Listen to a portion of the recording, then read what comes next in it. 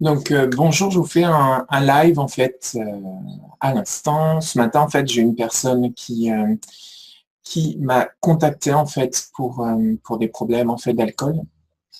Et donc, elle avait du mal en fait à s'en sortir de ces problèmes-là. Elle avait essayé pas mal de choses en fait et elle avait rechuté.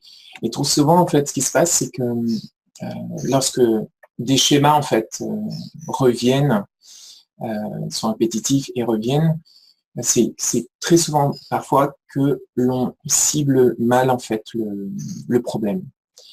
Donc je lui ai présenté un petit peu le modèle du changement que je vais vous présenter là et ça l'a énormément aidé et je me suis dit que si ça l'a aidé, ça peut vous aider en fait. Si vous aussi vous êtes dans une démarche de changement et que vous avez l'impression de tourner en rond, vous avez l'impression que ça ne bouge pas, vous avez l'impression que ça n'avance pas et que vous rechutez sans cesse. Donc lui, sa thématique c'était l'alcool, mais après ce modèle que je vais vous présenter en fait s'applique à autre chose, à plein d'autres choses en fait également. Donc, sans plus tarder, je vais vous présenter le modèle en 6 étapes pour effectuer n'importe quel changement et pourquoi est-ce qu'il y a des rechutes qui arrivent quand on essaye de changer.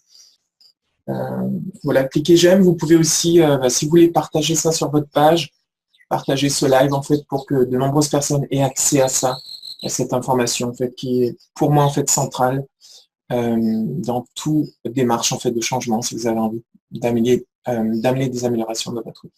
Donc partagez un maximum. Ok, donc je vais vous présenter en fait le modèle sans plus tarder. Alors, ce modèle en fait parle de la chose suivante, c'est que la première étape du changement très souvent, c'est une étape en fait de pré-contemplation, c'est-à-dire que les autres autour de nous font remarquer qu'il y a un souci, mais nous on n'est pas forcément conscient.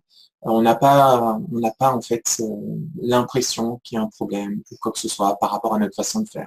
Imaginez par exemple que vous avez discuté dans votre communication et on vous fait remarquer que vous causez mal en créole, mais pour vous c'est pas un problème parce que dans votre esprit à vous c'est il faut être franc dans la vie, il faut faire preuve d'honnêteté.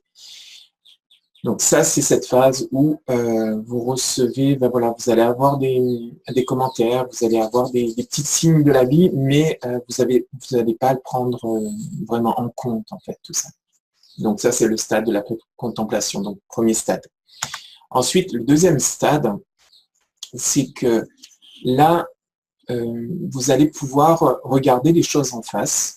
Vous allez vous dire, ouais, effectivement, il y a un petit souci, donc par rapport à cette personne avec qui j'ai échangé ce matin, donc il y a effectivement un souci d'alcool.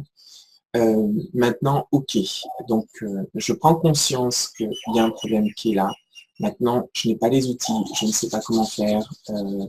Donc très souvent, ce qui va se passer là, si on n'a pas une vision juste des choses, suffisamment de clairvoyance, on va avoir tendance à vouloir lutter, c'est-à-dire à vouloir faire en sorte que ça n'existe pas, à vouloir mettre de côté, en fait, mettre de côté le problème. Donc, on le regarde et après, on a juste envie de l'enfouir et le cacher.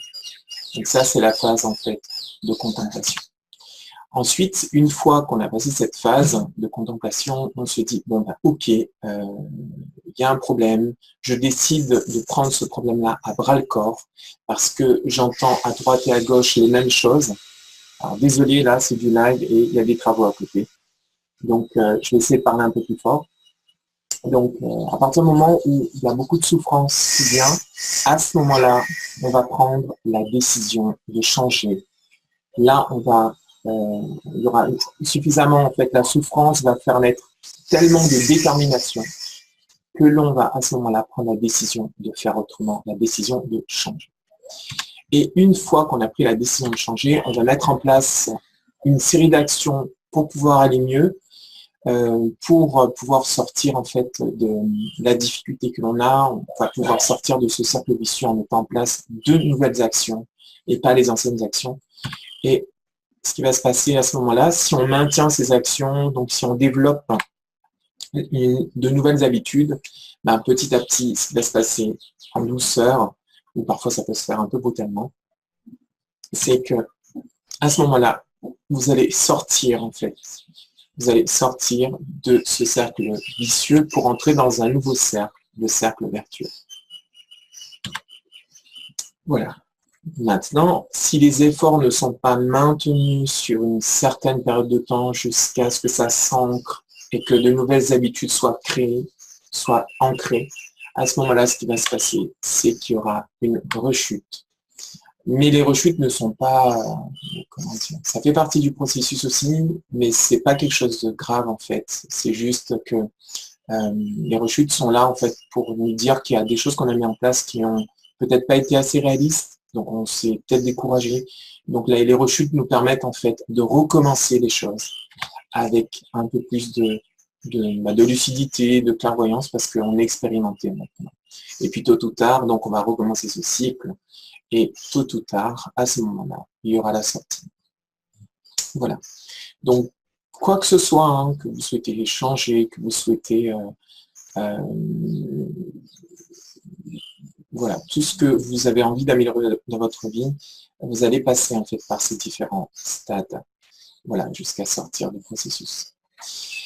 Voilà, écoutez, j'espère que cette vidéo vous a plu, donc elle était assez courte, j'avais vraiment envie de vous montrer, vous partager avec vous ce modèle du changement, parce que vraiment, je pense que ça peut aider si vous sentez que vous êtes voilà, vous êtes dans des situations où des choses, vous sentez que c'est répétitif. Donc, en prenant une décision, en faisant des actions nouvelles, en travaillant par exemple sur vos croyances, vous allez pouvoir en fait sortir de ces schémas en fait négatifs ou toxiques qui se répètent. Voilà, j'espère que la vidéo vous a plu. Je vous souhaite une excellente journée. Moi, j'allais me préparer là pour aller donc recevoir un nouveau patient. Je vous souhaite donc bonne journée. Merci de votre attention. Merci de votre écoute. Et je vous dis à bientôt. Au revoir.